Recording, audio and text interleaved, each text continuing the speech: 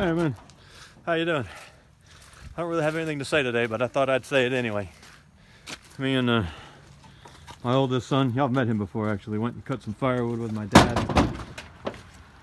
So we took a truckload to him, and now we're gonna split this truckload betwixt us. It's a very pleasant, nice way to spend a day with your son and your father cutting firewood. It's with the horse shit that's been going on in the world lately, or in our country at least, it's very pleasant. Check this out. I broke down and went and bought a new chainsaw.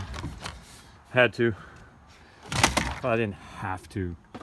$291. I don't normally like to run a saw this big, just because I don't need it.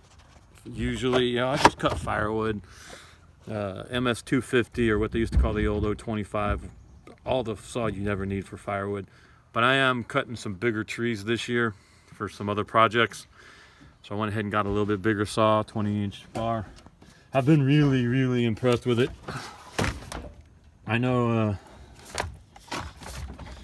you know, the real sawyers will tell you that you got to have the steel case saw, and they'll say, oh yeah, that's the homeowner line. Yeah, well, screw you, asshole. I cut a lot of firewood, and I've always used the homeowner line. It's a really good line of saw. And let's see what else. Oh, we broke my splitting maul. You're welcome. I've got this is my beast. This is a 10-pound splitting maul that I had to buy off of eBay. It's an old, I don't know, it's old vintage. It's hard to get 10-pounders with a wood handle, but it is hell on handles, and I didn't set this one quite right. So the head came a little loose and the handle busted. So I had to go buy handles. And you want to lose your faith in mankind? Go try to buy axe handles these days. Holy hell, Hannah. They were, let's see. Well, the price isn't on this one. It was 20 bucks. And the grain wasn't great. But there was, ended up being $35 for both handles. The grain was fine on this one. Actually, the grain's pretty good on that one. That's a Trooper, though. Trooper seems like they make a decent handle. And you know, I love trying to what's that word when you spend money at a place? I can't remember. I can't come up with the word right now. But I mean, I love going to the little, mom and pops. I bought these at a little feed and seed store here in town, and got some seed potato, not sweet potatoes. These are Kenny something, Kenneport or Kennebunk. I didn't pay attention. Hopefully we'll make potatoes work this year, but we never have. But as much as I want to support my local businesses, I may have to start buying custom axe handles online. Because, dear Lord, I'm paying $20 for axe handles, and they're not even great handles. It's not a bad handle. Anyway. So there you go. That's what we've got going on. He's going to get half this load for his place, and we'll take half back. And I'll get the younger boys to help me unload the rest, and we'll leave this young man to whatever it is young men do these days. It's best not to ask too many questions, so let me get back to work. He's doing all of it. We had to skip unloading the truck because Mariah's van is not what it needs to be in rain and cold right now, so she's got to use the truck to run into town real quick. Sorry, David. I don't think he cares. So we got to just quick get the truck unloaded. Now we got the younger sons are earning their keep. I want to say hello to the people. Hello. Hi. Hello. That's let's see, I have 7 sons. So those are obviously 3. Y'all saw the older one earlier, or just a minute ago, I guess, for you guys. And then that is number 4, number 5, and number 6. And number 7 is still a little young to be out here. But I don't know, just a pleasant day. I mean, it's an ugly gray day. You can see all the mud and all the stuff that's normally in the truck. I just threw that out there to go get the firewood. That won't be there for long. But a pleasant day with all the foolishness and all the hideousness going on in the world. It was nice to just take a day, go spend some time with my father and my oldest son. I tell you, since I got you here, y'all have heard that verse that gets misquoted quite often or misapplied quite often. It says, I'm paraphrasing here, like quivers in the arrow, so are the children of your youth. And frequently people just say, like quivers in the arrow, so are your children. And that's not what it says. It says, so are the children of your youth. And y'all saw that young man earlier. Here I am, I'm 45. I am still in my strength.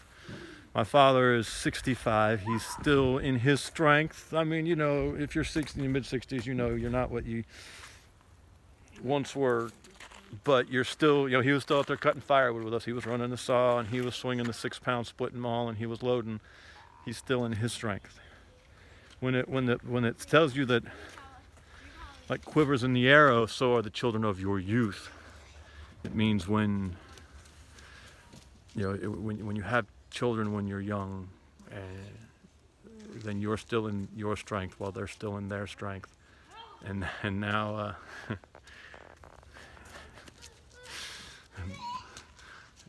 and now we have 3 generations in our strength. My father had 4 sons. All 4 of us are grown. I'm the oldest son, so I'm proud of that. I'm the oldest son. Let me try to be humble. But oh yeah, look at this. He's gonna try. You gonna try to do that? Sure. You gonna try to move that wheelbarrow? Oh my gosh.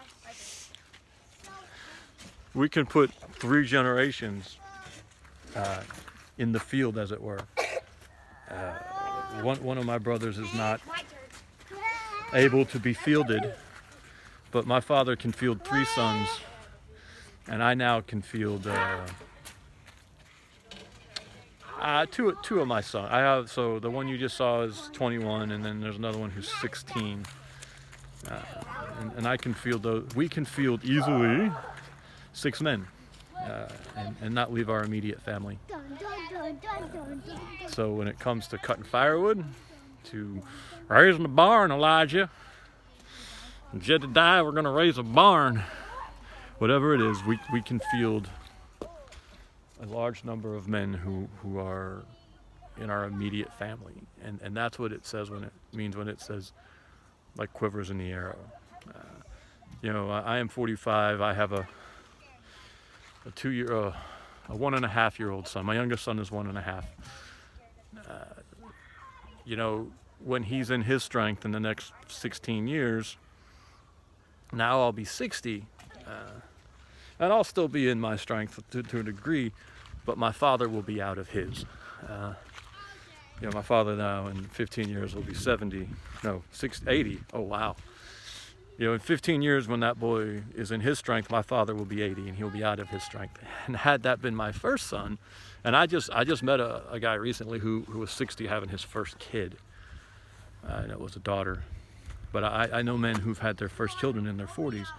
Well, by the time that child is in his strength, and that man might still be in his strength, but his father's out of his strength.